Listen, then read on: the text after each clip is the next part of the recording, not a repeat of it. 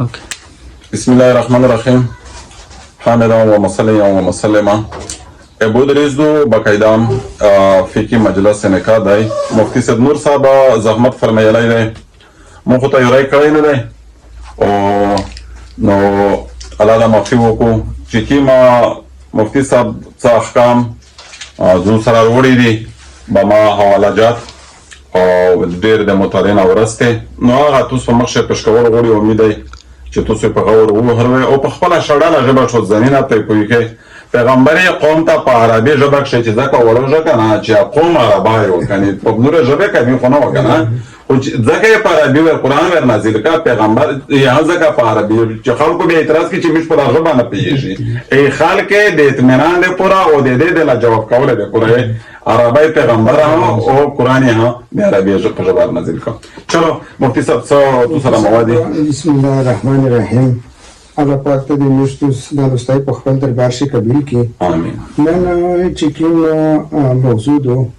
هغه د لمونځ په باره کښې ده چې کله کله داسې مشکلات وي چې وروسته کسون په جامع تک شوي یا په بل داس دوی شوي غوټه مجمع وي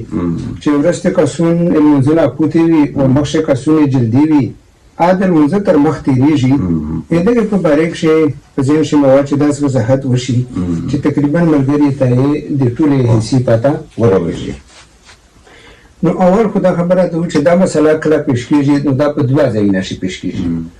یو په جامع تک شي وي کامرا وي داس دوی وي حال وي او یو داسې وي چې کلا امیدون وي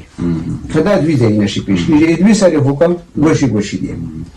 که چیرې دا مسله په جامع تک شي پیش شوه د دې د پوره علما لیکلي دي فقها لیکلي دي چې یو ته د دې مسجد کبیر یې غټ جماعت ستر جماعت او یو ته د دې یې مسجد صغیر وړي جماعت. مس په دغه شی د دا فرق کړی دی چې د دې تعریفات څه دي چې دا پته سړی ته ولګي چې ستر جماعت ته یې وړي جماعت ته وي ځکه چې خامي ګوشي دي خامي ګوشي دي چې څوره ستر وي هغه ستر دی. نو د فرمایي چې شرعي غاز چې کوم دی شرعي غاز د لوس مطابق دی 18 انچ د اصولي د پورا 18 انچ. نو د فرمایي چې په دغه سبب باندې چې څلويش غزا مربع کې غاوي جماعت دا مسجد کبیر دی دا ستر جماعت دی. په دا چې دا وستو شي کوي صلاه المنځ کوي کې مخاطب آفرین یو ورته دا فټینه ته وړاوه نو 60 ضرب 60 ټیک شو چې دا جماعت وي دا مسجد کبیر دا ستر جماعت دی. بس کا په دا ستر جماعت تک شي یو سره پر موضوع او پته وته مخاطب ترېدل. آفرین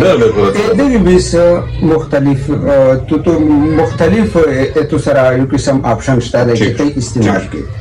یو خدای دی چې په 12 فوټ نه مخشه تتیری شي دا چې په کوم ځای ویلور ده یا هغه ځای نه دا چې د ویلوري د ځای نه مخشه 12 فوټه درې صفه او ته مخشه تیری شي. یو صورت یې ده او کچیرې ته ته دا په لوس نه درته بل صورت یې ده چې په مانشي چیرې مټوا بل دا شایشه و چې د سوتري چاري کوله نو آکه په دانه نږدې وته ویولې بیا چې دا شي د کس ټیک شو. او کچیرې ته ته دا مشکلات هم چې دا هتو ته نه ملاوېدله نو علما لیکلي دي چې یو صورت یې دا دی چې دا تېروونکي ملګري چې دي په دغې شي د یو کاس د لمانځ کوونکي مخ ته کښېني مخ ته د قبلې طرف ته وړوي دا یې د کښېني ملګري ته تېر شي چې کله ملګري تېر شي پانه بعد دا چک شي نو دا هم په مرور په تېرول شي نرسي دا درې صورتونه دي. او کچیرې دا هم د سړي سره نه و د سړي سره ټکرای و ریمون و مفتي رشید احمد صاحب رحمه الله دا لیکلي دي چې دا ټکرای د داس ونسي چې د لمانځ کوونکي د ژوندانه په میانځ شدار وشي دوه د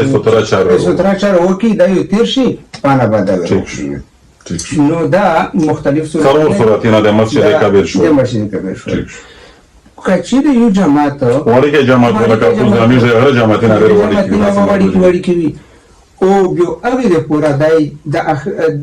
په 12 فوټ شي دای مکمل نشي تیرېدای نه په 12 فوټ شي نه تیرېدای شي نه په 12 فوټ شي بهر تیرېدای شي. دا یو بیا یاد کوي چې یو کس یا مخشک نه وي یې سوتري تنظیم ودای کوي زمخه دا لګایلا کولیا دا ټنډه لگا کولیا کنو اخري صورت بیا دا غیر ټکری ولا دا یو کس ته مخشک شي نو په دا صورت کې چې چار چلیږي دغه نه بغیر شهر نه چلیږي. جزاکم الله دا خو یو که چیرې داسې وه چې دا صورت اجامتا دا حکم دی دغه رنګ ستر حال دا ستره کمره دو اړیکې کمره دو دغه هم دغه حکم دی ټولې. ٹھیک شو. او که چیرې داسې وه چې میداني علاقه وه میدون و بهر سین و د هغې د پوره یو حکم دی چې په 12 فوټ شي د ننه ونه تېرېږي په وینه ور ولې شي. ٹھیک شو. ٹھیک شو. دا خصوصي مسله دا د لمونځه په مسجد کبیر مسجد صغیر او بغیر د میدان او یو دا دو چې میشتو ډېر خلک داسې کوي چې په لمونځه کښې ټیکېږي په لمونځه کښې بغیر د عذر بالکل دا چې دا ژمی شي که نه داسې ګوره خو وي چې پر لمونځه ورته اوسه در امامت ته بیخي خپل مینځه کې را دی ښه ګډوډ مارې تازه کوي او مطلب سپیشل د ګهیځ په لمونځه چې دا ټیغ ډېر زیاتی شي بس خامخا په ټیښېدل یو داسې ټیښېدل وي چې د بیمارۍ دی هغه مجبوري ټیغ دي چې غیر اختیاري ټیغ وي نه شي تم کولی لیکلي دي چې که چیرې څوک په تو باندې درته هم که نه دغه د پوره ته وټیښېده چې زه په لمونځه کښې دا ګنجایش ته دی خو خامخا ټیښېدل نه مارې تازه کوي یا تو مجبوري نه وي یا مطلب غیر ضروري ټیغ مکمل خروپېږي مکمل فاسدېږي. او یو دا دو چې که چیرې انسان دی کېږي چې کپړه د شخه شوه نو په ویلو سوې کوي اولو کوشش دا کوي چې په یک ویلو سوې او دغسې مه پرېږده دا وضاحت په چا باید مطلب هغه د بیبي زینب د خبسره زیلونه خبره ایدی شي چې حضرت عمر رضی الله عنه پوښتنه ترې کوله چې خاوند د ښځې نه لرې څومره ټیم چلولی شي دو بیا شرمېدلی دی ورته وفرمېږي دا شرم خبره نه دا شرعي حکم دی واضح یې بیانوي کله ورداسې وشي چې سړی په لمونځه کښې رکوع چېږي له سجدې نه پورته شي ورسې دا دوی کونه ټیم منځ یې خط ونڅي بیا ورسته خلکو ته هم بدلېدی شي او معیوب هم شمېره شي ایا هغې د پوره څه حکم دی هغه په یک ویلو سره کوي چې یو حرکات پرې کولی شي په ویلو که چیرې په دوی باندې وکړي مینځه مو تېږي نه